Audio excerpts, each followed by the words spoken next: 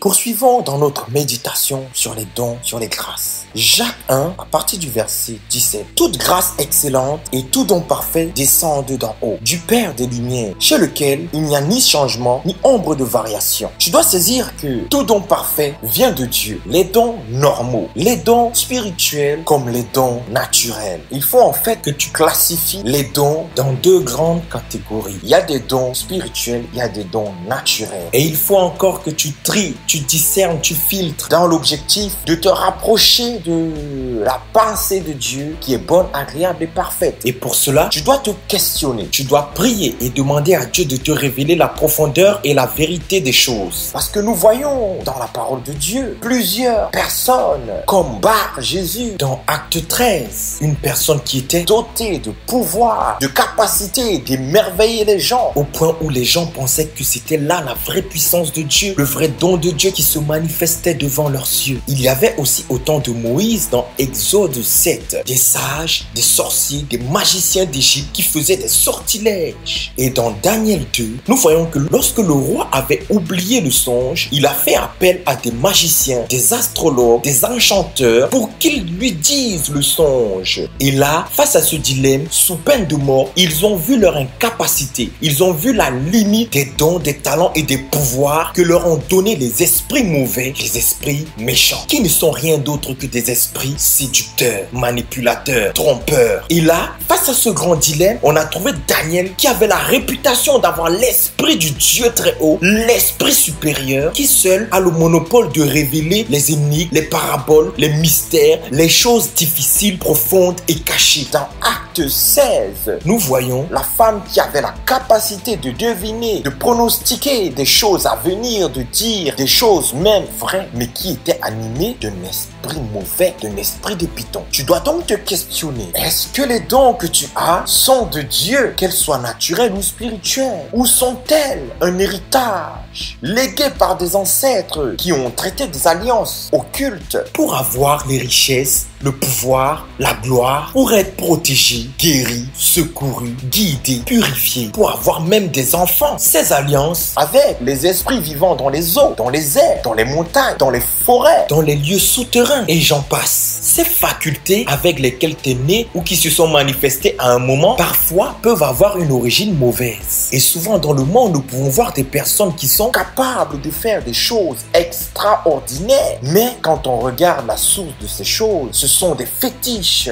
des peluches maléfiques, ce sont des totems, des gris-gris, des sortilèges, des autels, des invocations d'esprits diaboliques, des sciences, savoirs, connaissances, des égrégores du monde infernal. Beaucoup de personnes sont allées voir des féticheurs, des charlatans, des occultistes qui ont fait des sacrifices, soit d'animaux ou d'humains, pour avoir ces pouvoirs. Et d'autres personnes sont ignorantes, car elles n'ont rien cherché, elles n'ont rien demandé, mais cela leur a été légué et imposé comme héritage. Oui, en eux se manifestent certaines capacités. Il y a des personnes qui voient le monde spirituel tout le temps. Il y a des personnes qui ont des capacités de guérison. Il y a des personnes qui ont des capacités de sortir de leur corps pour voyager dans le monde astral, par la pensée, en état d'éveil ou endormi. Il y a des personnes qui ont des capacités de lire dans les pensées des autres. Il y a des personnes qui ont des capacités de voir ce qui se trouve dans les maisons des autres. Il y a des personnes qui ont les capacités de voler par leur esprit dans les airs ou de faire bouger des éléments par la pensée. Il y a des personnes qui ont la capacité de dominer, de manipuler, de séduire toute femme pour coucher avec elle et avoir certains privilèges. Et d'autres femmes avec des objectifs malsains couchent avec des hommes en faisant des filtres d'amour, des envoûtements d'amour, des sortilèges, des rituels d'amour, de la magie sexuelle dans l'objectif d'avoir le confort matériel, dans l'objectif aussi de dominer, de contrôler, de manipuler l'être aimé ou l'être convoité. En fait, nous devons savoir qu'il y a des personnes qui sont en joie, qui se sentent supérieures aux autres parce que ces dons, ces capacités extraordinaires se manifestent en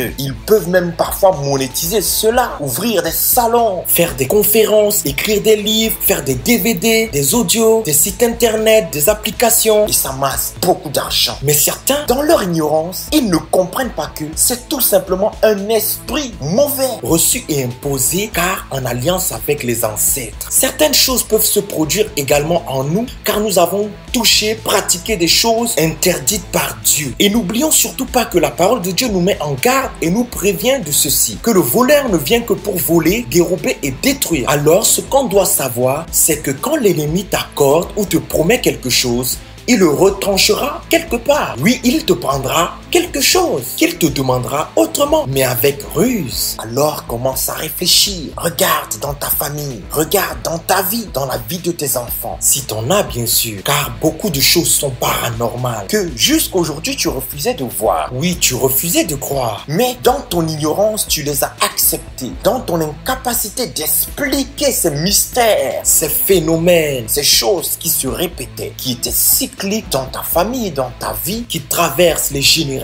Ces drames, ces maladies mystères. Effectivement, la présence de certains dons, de certaines capacités, de certains pouvoirs, en réalité, c'est le résultat de l'activité d'un esprit, de la présence d'un démon dans notre vie, dans notre famille, qui est entré par la porte, par des voies légales que certains de nos ancêtres leur ont données, par des alliances, par des adorations, par des cultes, par des rites, des coutumes, des traditions, des sacrifices d'animaux, des offrandes, des sacrifices humains, des rituels, des adorations, des autels établis, des consécrations, des dédicaces, des invocations que certains de nos ancêtres ont pratiquées. Posons-nous la question, toutes ces choses qui se manifestent en nous, sont-elles toujours bonnes? Sont-elles agréables à Dieu? Sont-elles toujours pures? Et là, ne nous laissons pas séduire parce que ces choses nous procurent un gain, une satisfaction personnelle ou collective. Proviennent-elles de Dieu? Pas toujours, n'est-ce pas? Nous l'avons vu. Le Seigneur, les apôtres, les prophètes nous ont avertis. J'aimerais m'appuyer sur Matthieu 10, 16, qui nous dit: voici, je vous envoie comme des brebis au milieu des loups. Soyez donc prudents comme des serpents et simples comme des colombes.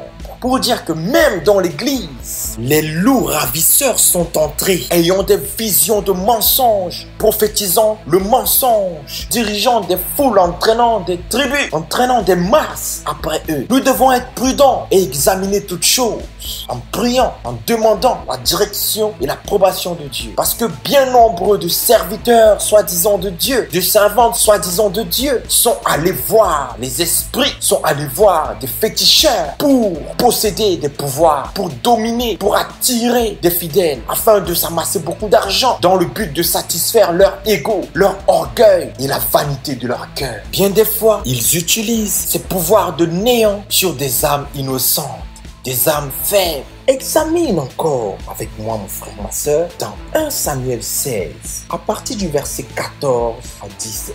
Samuel se leva et s'en alla à Rama. L'esprit de l'Éternel se retira de Saül, qui fut agité par un mauvais esprit venant de la part de l'Éternel. Les serviteurs de Saül lui dirent: voici un mauvais esprit que Dieu a permis qu'il t'agite. Que notre Seigneur parle, tes serviteurs sont devant toi. Ils chercheront un homme qui sache jouer de la harpe. Et quand le mauvais esprit que Dieu a permis qu'il t'agite sera sur toi, il jouera de sa harpe et tu seras soulagé. Saül répondit à ses serviteurs: trouvez-moi donc un homme qui joue bien et amenez-le-moi. Proverbe 24, 6. Car tu feras la guerre avec prudence et le salut est dans le grand nombre des conseillers. 1 Timothée 3, verset 7. Il faut aussi qu'ils reçoivent un bon témoignage de ceux du dehors, afin de ne pas tomber dans l'opprobre et dans les pièges du diable.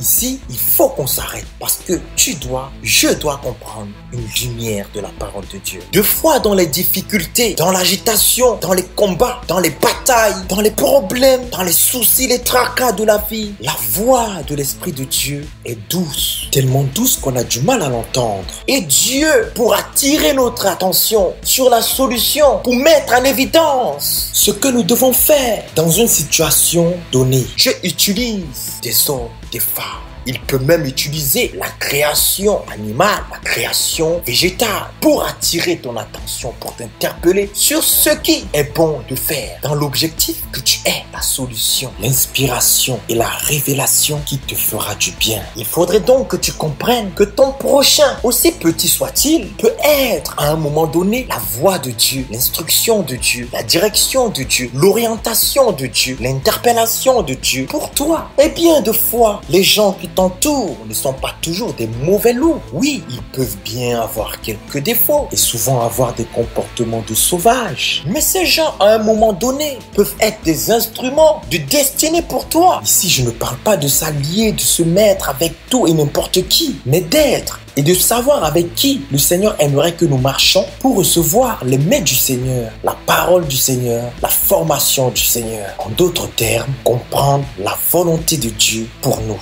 Ces personnes peuvent être utilisées par le Seigneur pour te conseiller, pour te positionner, pour t'élever, pour te guider, pour te mener là où tu dois aller, pour te dire ce que tu dois faire, pour te dire ce que tu dois entreprendre, pour te dire ce que tu dois dire et tout ce que tu dois fuir pour te donner la victoire. 1 Thessaloniciens 5, à partir du verset 17 à 22. Priez sans cesse, rendez grâce en toutes choses, car c'est à votre égard la volonté de Dieu en Jésus-Christ. N'éteignez pas l'esprit, ne méprisez pas les prophéties, mais examinez toutes choses, retenez ce qui est bon. Abstenez-vous de toute espèce de mal. J'aimerais apporter un discernement spirituel sur ce verset. Sache que prier sans cesse est une bénédiction, parce que le fait de prier sans cesse amènera certaines choses en toi à leur manifestation à la lumière. Le fait de rendre grâce en toutes choses à Dieu amènera certaines choses éteintes en toi à briller. Sache que l'Esprit de Dieu que Dieu a mis en toi, l'intelligence que Dieu a mis en toi peut s'éteindre, peut être éteint par quoi? Par le mal, par le péché, par la grandeur des ténèbres en nous. Parce que ce sont nos péchés qui créent une séparation entre nous et Dieu. Et si ton esprit est dans les ténèbres, si tout ce qui est en toi n'est que ténèbres, tout ton corps sera dans les ténèbres. Il nous faut nuancer certains propos quelquefois. Il faut examiner les conseils qu'on nous donne. Il faut examiner les choses qu'on nous dit. Il ne faut pas être stupide et croire bêtement, stupidement, sans examiner, sans juger de la qualité, de la véracité, en commençant par demander l'approbation de Dieu sur ce qu'on nous a rapporté. Il faut toujours confronter les choses qu'on nous présente, les choses que le monde nous présente, à la lumière de la parole de Dieu, à la lumière des révélations que l'Esprit de Dieu nous a communiquées. Prenons garde de ne pas nous laisser séduire. Faisons attention aux belles paroles, aux paroles mielleuses. Prenons garde de ne pas nous laisser tromper, de ne pas laisser la ruse nous égarer du droit chemin, du chemin de nos valeurs, le chemin de la crainte de Dieu, de l'obéissance à Dieu et du service pour Dieu. Ce qui peut t'aider également à voir, à trouver ce que Dieu a mis en toi, c'est le regard, le miroir des autres qui reflète sur toi, c'est-à-dire en plus clair, le témoignage que disent les gens de toi. Qu'est-ce que les gens te disent? Qu'est-ce que les gens disent quand tu fais telle ou telle chose? Parle-t-on de toi en bien ou en mal? Parle-t-on du bien de tes actes, de tes œuvres, de ton art, de ton travail, de ton savoir? Les gens te recommandent-ils? Les gens te réclament-ils? Les gens sont-ils en admiration devant un caractère que tu manifestes? Les gens sont-ils émerveillés par la beauté de ton art, par quelque chose que toi seul as la capacité de faire de la manière dont tu fais? Ce n'est pas celui qui se recommande qui est approuvé, mais c'est celui que Dieu recommande. Est-ce que Dieu te recommande auprès des hommes? Est-ce que Dieu parle de toi? Si Dieu parle de toi, les hommes parleront de toi. Les hommes penseront à toi. Les hommes se souviendront de toi. Et cela, au temps de Dieu, ne précipite pas les choses. Pour aller encore plus loin, pour t'aider vraiment, pose-toi cette question. Qu'est-ce que tu fais de bien? Parce qu'il nous est rapporté dans le texte de 1 Samuel 16 que David jouait bien et sa manière de jouer le distinguait. Pose-toi la la question, en quoi tu te distingues? Qu'est-ce qui fait ton originalité? Qu'est-ce qui fait ta particularité? Qu'est-ce qui fait en toi la différence? Qu'est-ce que tu fais de différent? Qu'est-ce qui fait que tu sois toi? Qu'est-ce qui fait que tu sois unique, qu'on ne peut pas reproduire? Et même s'il vient qu'on le reproduise, il y aura toujours des décalages et des différences. Écoute, cette compréhension peut-être t'aider. Dans Genèse 2, on nous rapporte l'histoire de la création de l'homme. Dieu a créé l'homme à son image, selon sa ressemblance. Sache que tout ce que tu crées, tout ce que tu fais, a ton image, a ton empreinte et est à ta ressemblance. Donc c'est ta marque que tu y mets, c'est ton empreinte que tu y laisses. Et c'est cela qui fait la différence. Car chaque chose qui est créée, que tu crées, a un code, a une identification. Et cela fait de toi celui que tu es. Un fils de l'homme, une créature particulière, merveilleuse, créée à l'image et à la ressemblance de Dieu. Intéressant, n'est-ce pas? Rendons grâce à Dieu.